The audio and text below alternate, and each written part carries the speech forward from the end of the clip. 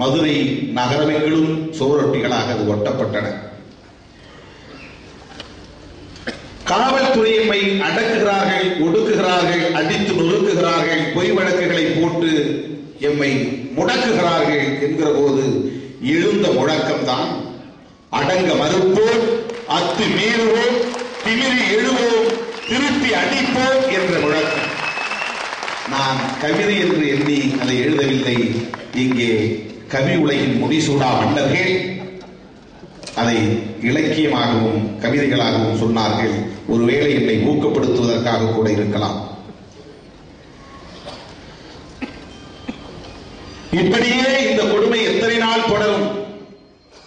இந்த ஒடுக்கப்பட்ட மக்கள் தலை நிமிர்வதற்கு, இந்த மண்ணில் ஒரு புரட்சி நிகழ்வதற்கு வாய்ப்பே இல்லையா என்கிற கேள்வி எழுந்தபோது நான் எழுதிய முழக்கம்தான் தலை நிமிர சேரி திரளும், அன்று தலைகீழாய் நாடு புரளும் என்ற முழக்கம். தலை நிமிர்வதற்காக சேரி ஒரு நாள் திரளும், அன்றைக்கு தலைகீழாய் இந்த நாடு புரளும் என்று நான் எழுதிய முழக்கம். அது முழக்கம்தான். எங்கு பார்த்தாலும் சேரிகளை கொளுத்துகிறார்கள், புரட்சியாளர் அம்பேத்கரின் சிலைகளை உடைக்கிறார்கள்,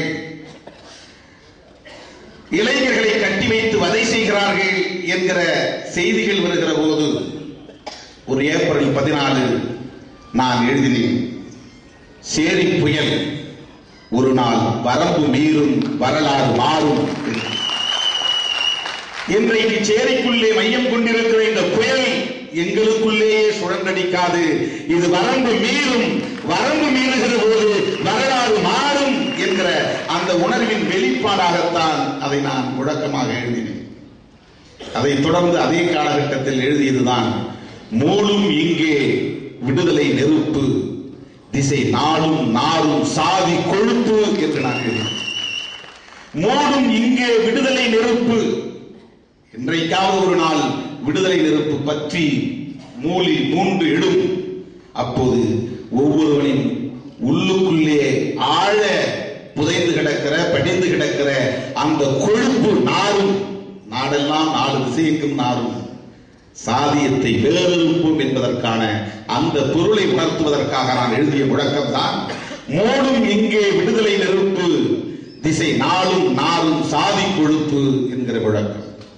இப்படி சொல்லிக்கொண்டே போகலாம். அறிவாளை எடுத்தால்தான் வீரம் என்று எண்ணுகிற எண்ணம் தென் மாவட்டங்களில் அதிகம் உண்டு. முரட்டுத்தனமாய் செயல்படுவதைத்தான் வீரம் என்று பேசிக் கொள்ளுகிற போக்குகளும் உண்டு. அப்போது நான் ஒரு முழக்கம் எழுதி கொடுத்தேன் அண்ணா பேருந்து நிலையத்தில் என்று. நெருக்கடிகள் சூழ்ந்த போதும் கொள்கை நெறிப்படியே வாழ்தல் வீரம். வீரம் என்பது அருவாள் எடுப்பதில் இல்லை, வீச்செருவாளில் தூக்குவதில் இல்லை. வீரம் என்பது நெருக்கடிகள் சூழ்ந்த போதும் கொள்கை நெறிப்படியே வாழ்தல் வீரம். காங்கிரஸ் கூட்டணியில் இருந்தாலும் திருமாவளவன் கொள்கை நெறிப்படி வாழ்வான். ஐயாவர்களுக்கு நான் சொல்ல கடமைப்பட்டிருக்கிறேன். தமிழ்நாட்டு தமிழ் தேசியவாதிகளைப் போல நீங்கள் தவறாக புரிந்து கொள்ளாதீர்கள். திருமாவளவனை எதிரணியிலே இருப்பவன் எப்படி வேண்டுமானாலும் பேச முடியும்.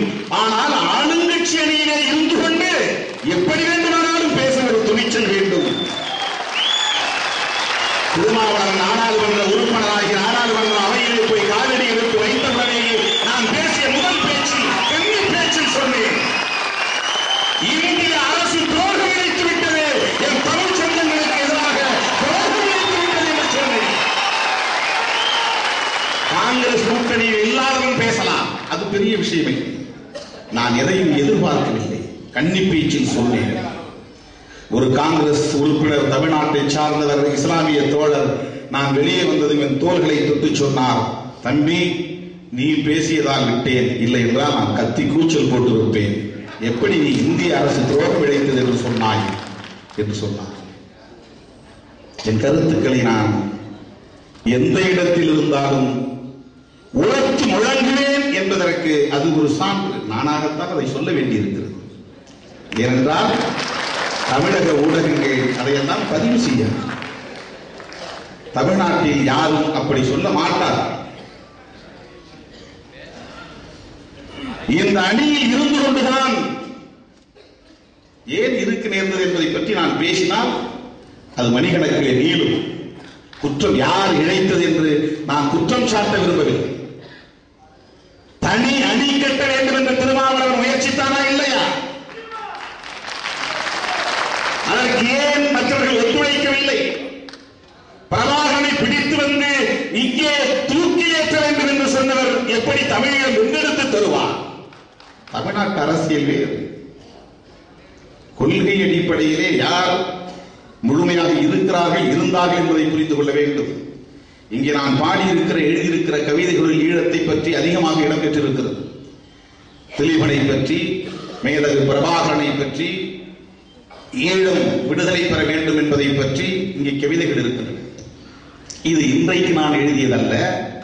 பழந்தமிழர் வீரம் என்றும் பட்டு போகவில்லை, தமிழ் பரம்பரைக்கு சரணாகதி பழக்கம் என்றும் இல்லை, பாருக்கு இதை உணர்த்துகின்றான் தம்பி வேலு பிள்ளை, அவன் பக்கம் செல்ல தகுதி நம்மில் யாருக்குமே இல்லை என்று நான் எழுதிய கவிதை சட்டக்கல்லூரி மாணவனாக பேராசிரியர் அன்பழகன் தலைமையிலே நடந்த ஒரு அவையில் படித்த கவிதை. 86 23 ஆண்டுகளுக்கு முன்பு, ஒரு தலைமுறைக்கு முந்தி 25 ஆண்டுகளாக தொடர்ந்து இந்த களத்திலே ஊறி கிடப்பவன் திருமாவளவன்.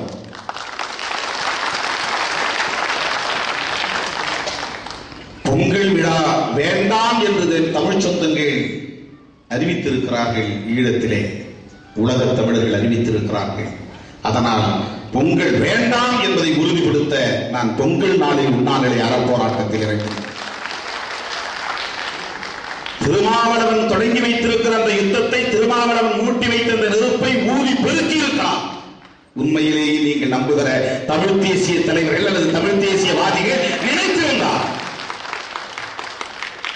அன்றைக்கு 4 நாட்களும் தொடர்ந்து யுத்தத்திலே ஈடுபட்டவர்கள், மறியலிலே ஈடுபட்டவர்கள், களத்திலே இறங்கியவர்கள் விடுதலை சிறுத்தைகள் மட்டும்தான். விடுதலை சிறுத்தைகளை தாண்டி தமிழீழ விடுதலையை பற்றி பேசுகிறவர்கள் யாராவது வீதிக்கு வந்தார்களா? போராடினார்களா? மறியலில் அமர்ந்தார்களா? நெருப்பை மேலும் அதை ஊதி ஊழித்தியாக மாற்றினார்களா? 316 பேர் கைது செய்யப்பட்டார்கள். அதில் 26 பேர் குண்டர் தடுப்பு சட்டத்திலே சிறைப்படுத்தப்பட்டார். 10 பேருந்துகள் இணைக்கப்பட்டன என்ற குற்றச்சாட்டில் 26 பேர் குண்டர் தடுப்பு தேசிய பாதுகாப்பு சட்டங்களிலே சிறைப்படுத்தப்பட்டார்கள். திருமாவளவனின் உண்ணாநிலை போராட்டத்தில் தொடர்ந்து இருந்து பார்த்து வெந்து நொந்து வேதனையில் வீழ்ந்தவன் தான் கருங்குழி தம்பி முத்துக்குமார். இந்த போராட்டம் உரிய நீச்சி எட்டவில்லை என்பதனால் அவன் சோர்வடைந்த மனநிலையில்தான் தன்னை தியாகம் செய்து கொண்டான்.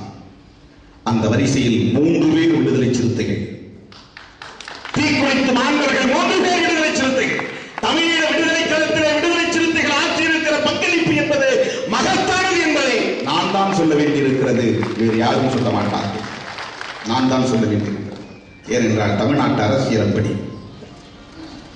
ஓரங்கட்டுகிற அரசியல், ஒதுக்குகிற அரசியல், புறந்தள்ளுகிற அரசியல், புறக்கணிக்கிற அரசியல், அதை தாண்டி திருமாவளவன் நின்று கொண்டிருக்கிறார் என்பதுதான். 100 மீட்டர் ஓடி ஒருவன் சாம்பியன் பட்டம் வாங்குகிறான் என்றால் அந்த களத்திலே திருமாவளவன் 1000 மீட்டர் ஓடினால் தான் சாம்பியன் பட்டம் பெற முடியும். அப்படிப்பட்ட அரசியல் இன்று போராடி கொண்டிருக்கிறோம். ஆகவே நான் எழுதியிருக்கிற இந்த உணர்வுகள், நான் கொட்டியிருக்கிற இந்த உணர்வுகள் என்னை கவிஞனாக்கிக் கொள்வதற்காக நான் கொட்டிய உணர்வுகள் அல்ல. எப்போதெல்லாம் அந்த உணர்வுகள் என்னை தாக்கினவோ அப்போதெல்லாம் நான் அதை சொற்களாக வடித்திருக்கிறேன். அவ்வளவுதான். அதை தொகுக்க வேண்டிய ஒரு பணியை தம்பிகள் செய்திருக்கிறார்கள். அந்த போராட்டத்தை ஊதி பெருக்கி இருக்க முடியும். அந்த இடத்திலே, அந்த மேடையிலே நான் சொல்லுகிறேன், அன்றைக்கு நினைத்திருந்தால் நாங்கள் இந்த அணி பக்கம் போகாமல் தடுப்பதற்கான ஒரு உத்தியாக கூட இருந்தது. உண்மையிலேயே உணர்ந்திருந்தால் அரசியலுக்காகவாவது ஜெயலலிதா அந்த மேடைக்கு வந்திருக்க வேண்டும். உண்மையிலேயே இன்றைக்கு நமக்கு வாழ்த்துறை எடுத்திருக்கிற அண்ணன் வைகோ அந்த மேடைக்கு வந்திருக்க வேண்டும். பாட்டாளி மக்கள் கட்சி வீதியா இறங்கி மறியலிலே ஈடுபட்டிருக்க வேண்டும். தமிழ் தேசிய அமைப்புகள் எல்லாம் களமிறங்கி இருக்க வேண்டும். அந்த 4 நாட்களில் போர்க்களத்திலே, போராட்ட களத்திலே நின்றது விடுதலை சிறுத்தைகள் மட்டும்தான். ஏன் இது நிகழ்ந்தது? இதனுடைய பின்னணி என்ன?